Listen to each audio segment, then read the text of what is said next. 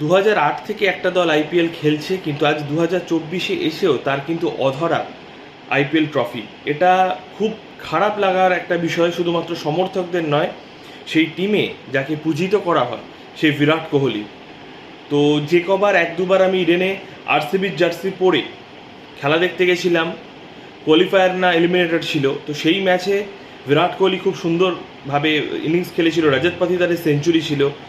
তো মাঠে গিয়ে হয়তো আরসিবির জয় আমি উপভোগ করেছি, কিন্তু কেকেআরের পরে যদি কারোর হাতে ট্রফি ওঠে, আমি চেয়েছিলাম বরাবরই এবারে যেন যদি কেকেআর না পারে তাহলে আরসিবির হাতে উঠুক। কিন্তু আনফর্চুনেটলি এবারও তাদেরকে খালি হাতে ফিরতে হচ্ছে।